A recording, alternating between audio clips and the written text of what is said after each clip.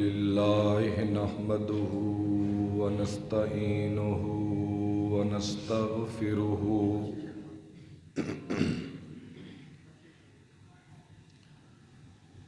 ونؤمن به ونتوكل عليه ونعوذ بالله من شرور أنفسنا ومن سيئات أعمالنا من يهده الله فلا مضل له ومن يضلله فلا هادي له وأشهد أن لا إله إلا الله وأشهد أن محمدًا عبده ورسوله اللهم صل على محمد وعلى آل محمد كما صليت على إبراهيم وعلى آل إبراهيم إنك حميد مجيد اللهم بارك على محمد وعلى آل محمد كما باركت على إبراهيم وعلى آل إبراهيم إنك حميد مجيد أما بعد فإن خير الحديث كتاب الله وخير الهدي هدي محمد صلى الله تعالى عليه وآله وسلم وشر الأمور محدثاتها وكل محدثة بدعة وكل بدعة ضلالة وكل ضلالة في النار وَإِذْ يَمْكُرُ بِكَ الَّذِينَ كَفَرُوا لِيُثْبِتُوكَ أَوْ يَقْتُلُوكَ أَوْ يُخْرِجُوكَ وَيَمْكُرُونَ وَيَمْكُرُ اللَّهُ وَاللَّهُ خَيْرُ الْمَاكِرِينَ صدقت یا رب العالمین۔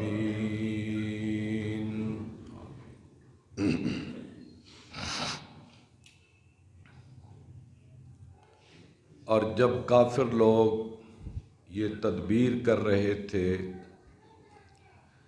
کہ تجھ کو قتل کر دیں یا جلا وطن کر دیں یا قید کر دیں، ادھر وہ تدبیر کر رہے تھے اور ادھر میرا اللہ تدبیر کر رہا تھا، اور اللہ کی ذات بہترین تدبیر کرنے والی ہے۔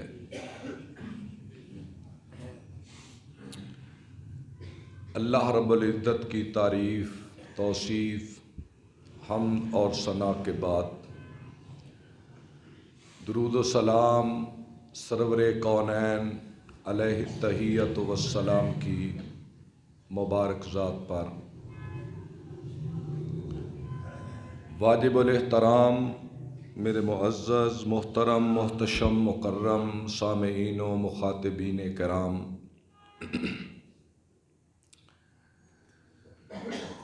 میں آپ حضرات کی خدمت میں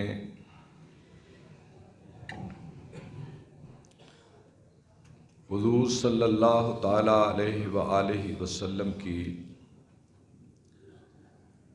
13 سالہ مکے کی مبارک زندگی کا ایک اجمالی خاکہ ہر سال کے لحاظ سے بیان کر رہا تھا،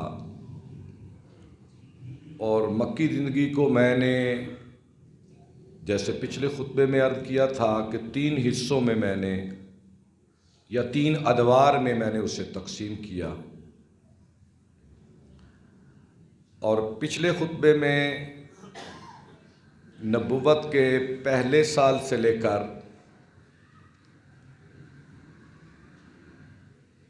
تیسرے سال اور پھر دوسرا دور تیسرے سے 10ویں سال تک میں نے معروضات آپ حضرات کی خدمت میں پیش کی تھی، اور میں نے اپنی بات کو یہاں لا کر چھوڑا تھا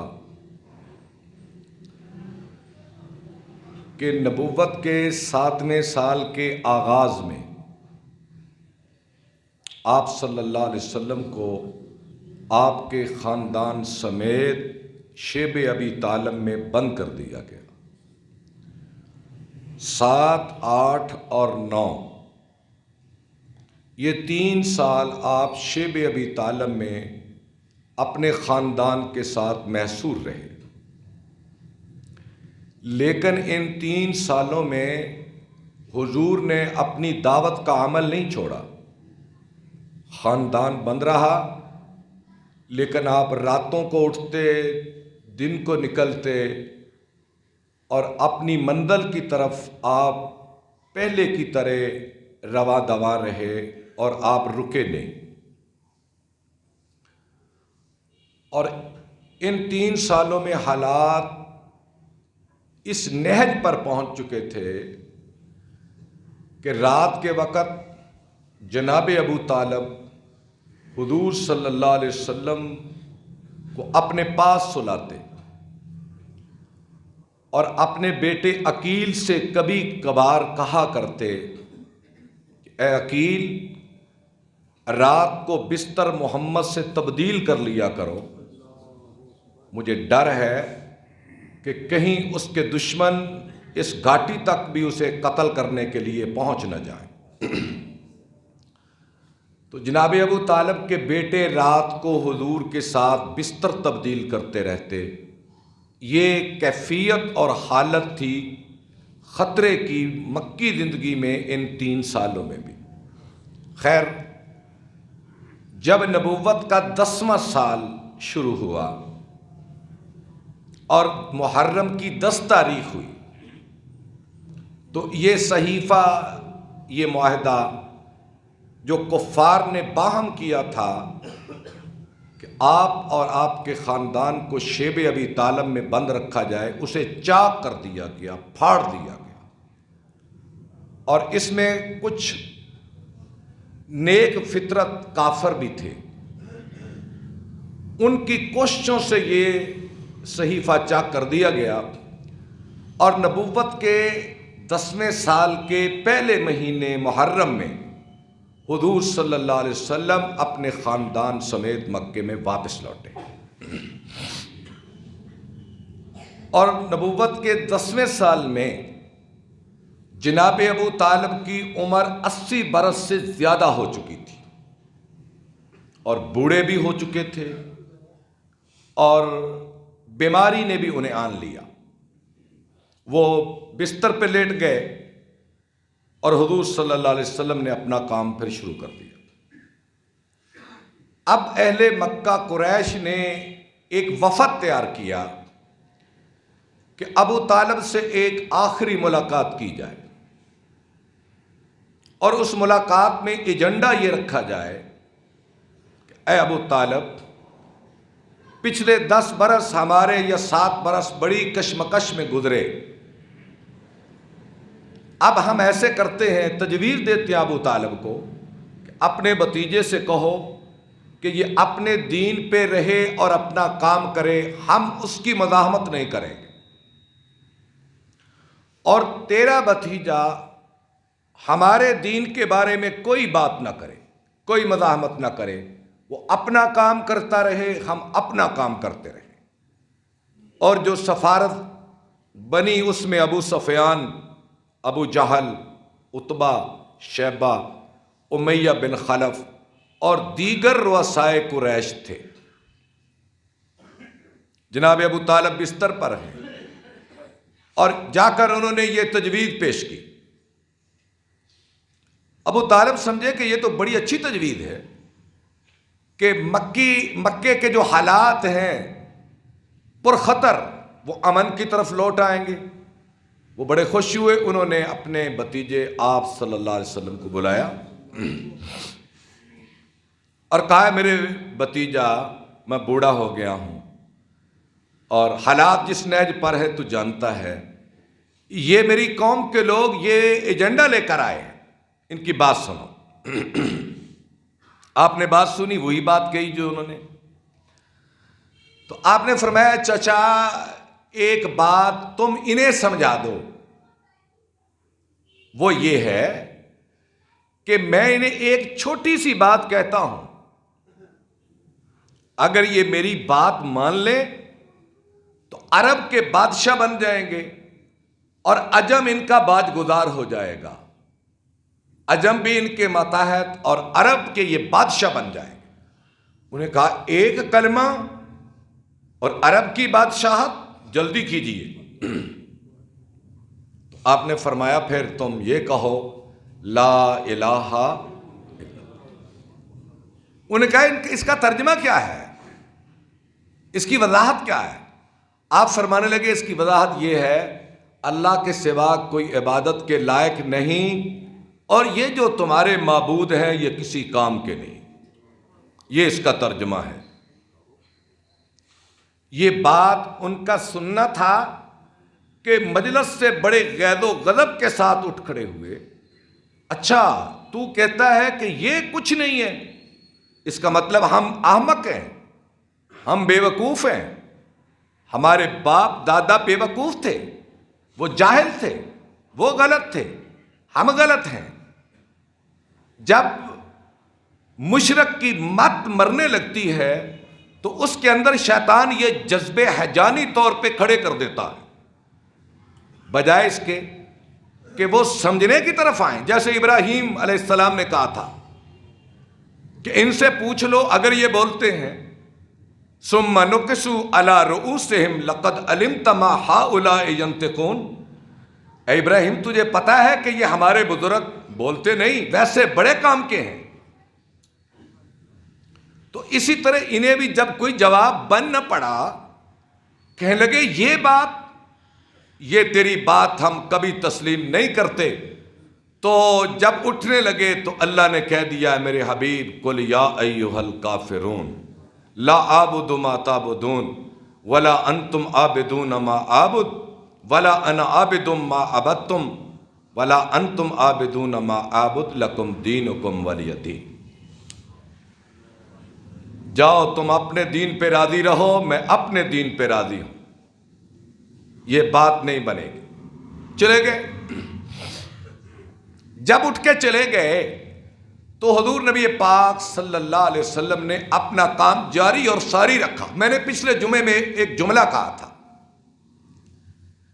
کہ جب حضرت عمر اور حمزہ بن ابی عبد المطلب دو شخصیتیں مسلمان ہو گئیں تو کافروں کے دماغ کھل گئے، جو ان کے پہلے جذبات تھے وہ کھل گئے کہ اب اس جتھے سے نمٹنا تلوار سے مشکل ہو چکا ہے۔ اب مسالتیں، مداہنتیں، سفارتیں اور مذاکرات کی راہ انہوں نے لی، اور یہ ترجمہ تھا اس بات کا اللہم اعز الاسلام بعمر ابن الخطاب، اے اللہ خطاب کے بیٹے عمر کو دین کی ہدایت دے کر اسلام کو طاقتور کر دے۔ اور اسلام کے دامن میں پھر ان کے آنے سے طاقت ہوئی ہے، کوئی جانے نہ جانے طاقت ملی ہے۔ یہ سفارتیں ایسے نہیں ہوئیں، کیوں کہ ہمیشہ مزاحمت مفاہمت کا راستہ پیدا کرتی ہے۔ جب تک آپ مزاحمت نہ کریں گے آپ کا مخالف مذاکرات کی میز پہ کبھی نہیں آئے گا۔ آپ کی کمزوری، آپ کی صلح پسندی ہمیشہ دشمن کو طاقتور کرتی ہے۔ اور عمر بن خطاب اور حمزہ بن ابی عبد المطلب کی مزاحمت ہر جگہ پر، ابو جہل نے حضور سے بدتمیزی کی اور جناب حمزہ نے کمان مار کر اس کے چہرے کو زخمی کیا، یہ مزاحمت تھی۔ اور عمر بن خطاب اپنی قیادت میں عبداللہ بن مسعود کمزور صحابی عبداللہ بن مسعود، خبیب، خباب، عمار، یہ ان کے پیچھے چلتے اور حرم کعبہ میں ان کی نمائندگی میں نماز پڑھتے، اور کسی کی جرأت نہ ہوتی کہ ان مسکینوں کی طرف ٹیڑھی نگاہ سے دیکھ سکے۔ آخر یہاں تک نوبت ان لوگوں کی مزاحمت نے لائی کہ وہ مذاکرات کی میز پہ آ گئے۔ خیر، جب چونکہ حضور کا کچھ دنیاوی کام تو نہ تھا، دنیاوی غرض تو تھی نا کہ آپ بادشاہت لے کر، دولت لے کر، قیادت سیادت لے کر آپ اپنے حقیقی کام سے دستبردار ہو جاتے، یہ تو ہو نہیں سکتا تھا۔ خیر، اب 2-4 ماہ گزرے، جناب ابو طالب کی صحت بگڑتی گئی، اور ان کی عمر جب 80 سے 82 سال یا 80 یا 81 سال ہوئی، بعض کہتے ہیں رجب کا مہینہ، بعض مورخین کا خیال ہے کہ رمضان کا مہینہ، جناب ابو طالب وفات پا گئے، اور ابھی 3 دن ہی گزرے تھے کہ حضرت خدیجہ بھی وفات پا گئے، اور حضور فرماتے ہیں اس سال میں مجھ پہ اتنے غم کے پہاڑ ٹوٹے کہ میرے لیے یہ حزن غم کا سال بن گیا۔ اور تاریخ اسلام نبوت کے 10ویں سال کو عام الحزن کہتی ہے، یعنی غم کا سال۔ حضور صلی اللہ علیہ وسلم کہ یہ 2 بڑے ہی قابل اعتماد رشتے، حضرت خدیجہ کی مالی اعانت اور جناب ابو طالب کی معاشرتی مدد، یہ آپ کو طاقتور بنائے بیٹھی تھی۔ یہ 2 سائے اٹھے، یہ 2 سہارے، تو آپ صلی اللہ علیہ وسلم نے شوال کے مہینے میں حضرت سودا سے نکاح کر لیا۔ حضرت خدیجہ کے بعد یہ آپ کی دوسری بیوی حضرت سودا ہے، اور ان سے نکاح بھی نبوت کے 10ویں سال میں ہوا۔ میں چونکہ چیدہ واقعات بیان کرنا چاہتا ہوں، آگے چلنا چاہتا ہوں، تو 10 نبوت میں ابو طالب اور حضرت خدیجہ کی وفات، حضرت سودا سے شادی، اور یہ رمضان میں یہ دونوں بزرگ چلے گئے۔ اب شوال کا مہینہ شروع ہوتا ہے، رمضان کے بعد شوال کا۔ آپ اہل مکہ سے مایوس ہو گئے۔ جب آپ مایوس ہوئے تو آپ نے مکے سے باہر کی راہ لی، اور اس سے پہلے مختلف قبائل کے کچھ لوگ مسلمان ہو چکے تھے، لیکن وہ انفرادی طاقت تھی، جیسے معاذ ازدی کا واقعہ، ابو ذر غفاری کا واقعہ، سوید ابن سامت کا واقعہ۔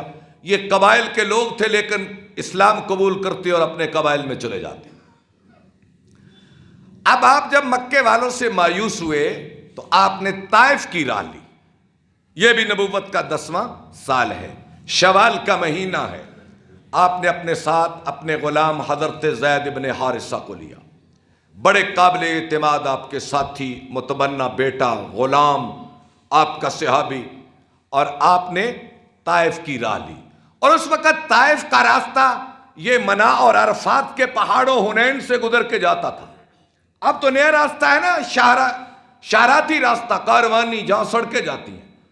عہد نبوت کا راستہ یہ عرفات سے نکلتا تھا، حنین سے، جیسے جنگ حنین ہوئی، پھر آپ ثقیف کے پاس پہنچے، یہ راستہ، اور یہاں سے 60 میل کا راستہ تھا، پہاڑوں سے زگ زیگ راستے، پگڈنڈیوں سے گزرتے ہوئے، چھوٹی چھوٹی راہداریاں۔ آپ یہاں سے 8 دن کا سفر کرتے کرتے طائف میں پہنچے۔ راستے میں قبائل سے ملاقات کی، لیکن کسی نے بات حضور کی نہیں سنی۔ آپ طائف میں پہنچے تو قبیلہ ثقیف کی ریاست تھی۔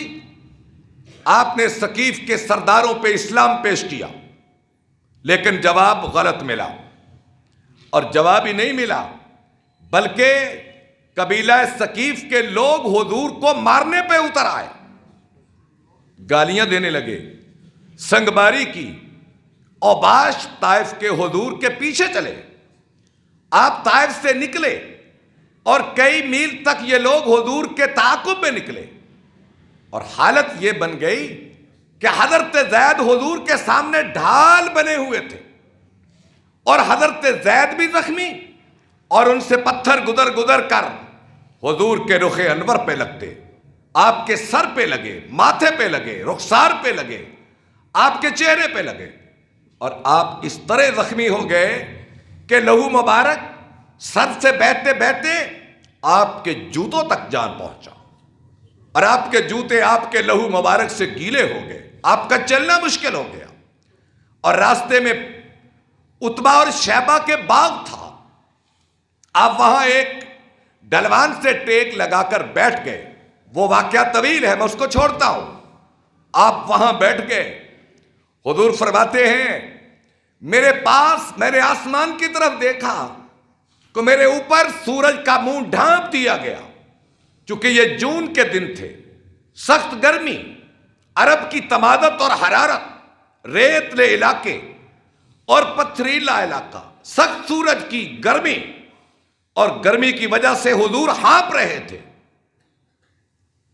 سورج کا چہرہ حضور کے لیے ایک بادل کے ٹکڑے سے ڈھانپ دیا گیا، آپ پہ سایہ فگن ہوا، آسمان کا خورشید، حضور فرماتے ہیں میں نے اس ٹکڑے کی طرف دیکھا تو اس سے ایک آواز آئی مجھے، اور وہ آواز جبریل کی آواز تھی جو میرے کانوں میں ہمیشہ مانوس رہتی، وحی کے الفاظ سن سن کر جبریل کی آواز میرے کانوں میں مانوس ہو گئی تھی، آواز جبریل کی پڑی، اے اللہ کے نبی صلی اللہ علیہ وسلم، تیرے خدا نے دیکھ لیا ہے جو طائف والوں نے تیرے ساتھ کیا ہے، اب آپ کے پاس پہاڑوں کا فرشتہ حاضر خدمت ہے، اگر آپ کہیں تو اس بستی کو 2 پہاڑوں میں رکھ کر پیس دے، یہ آپ کی حاضر خدمت میں حاضر ہو چکا، کہیے اس سے۔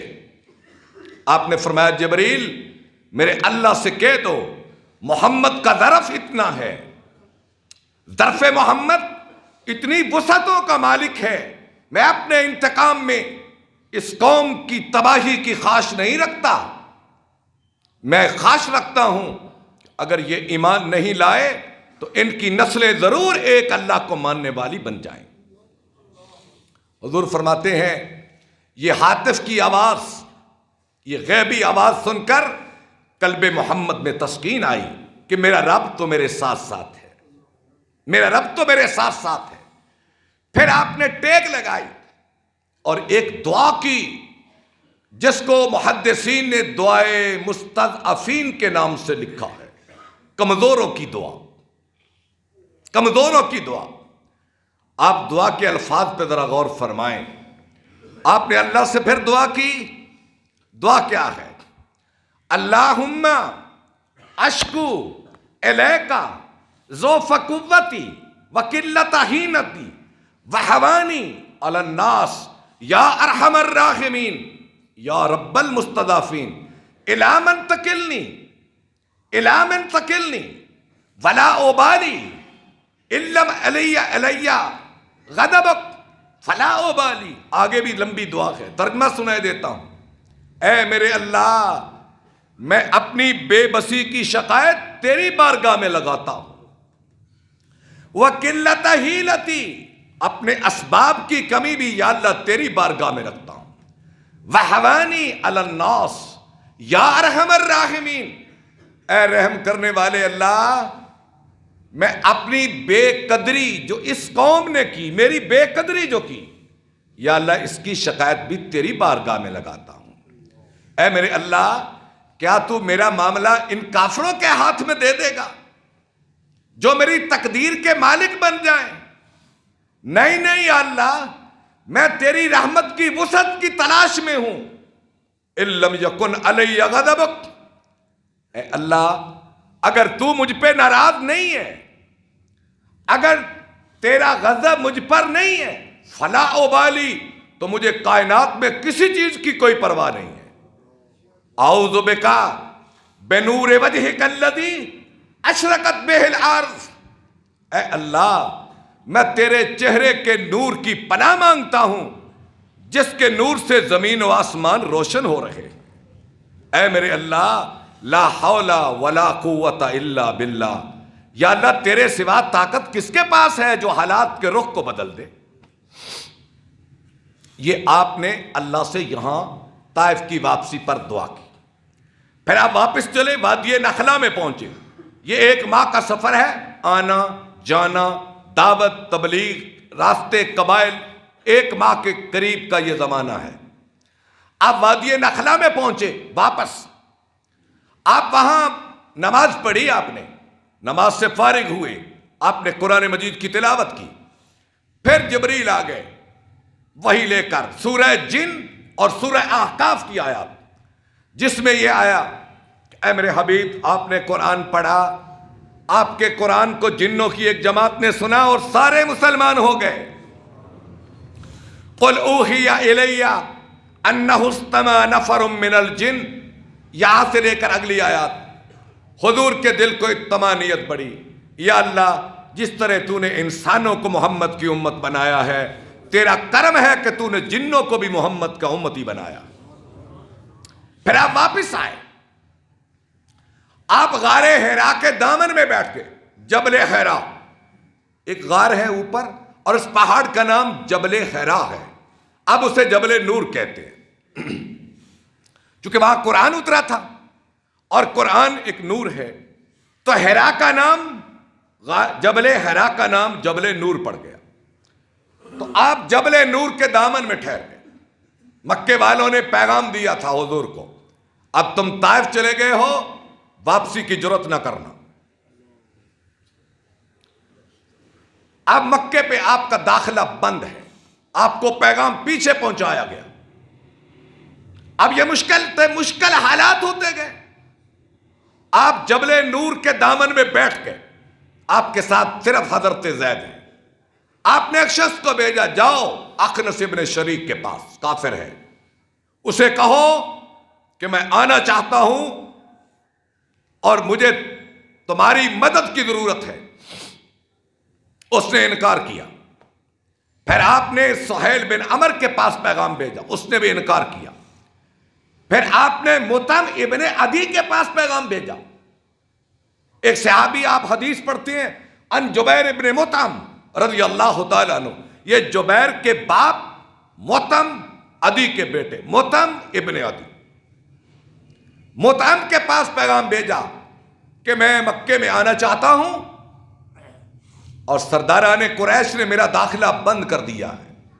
مطعم نے کہا جا کر محمد سے کہو آئے، اور میں اپنے بیٹوں کو لے کر اور اپنی قوم کو لے کر محمد کا پشتی بان بنتا ہوں. جاؤ اسے کہو آئے.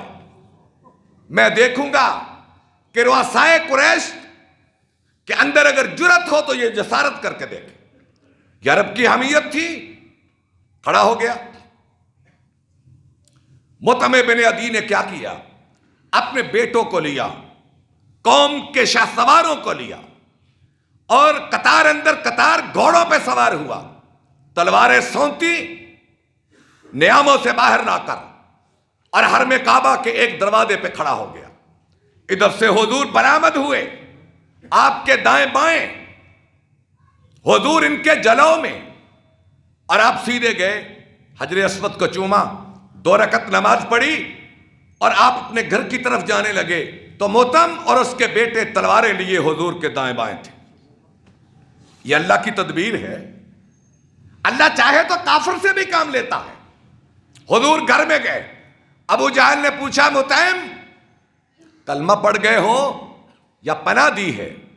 مطعم کہنے لگا میں نے کلمہ نہیں پڑھا، میں نے پناہ دی ہے، اور اگر میری پناہ کی مزاحمت ہوئی تو اے ابو جہل سن لو، تیرا میرا کام تلوار فیصلہ کرے گی. وہ گیا.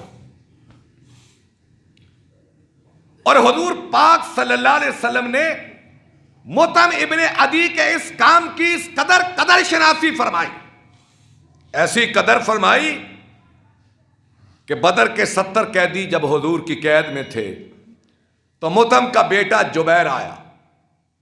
مطعم کا بیٹا جبیر آیا، یا رسول اللہ ایک قیدی میں اس کا سفارشی ہوں، میں اس کا سفارشی ہوں. آپ نے فرمایا تم مطعم کے بیٹے ہو، تم مطعم کے بیٹے ہو.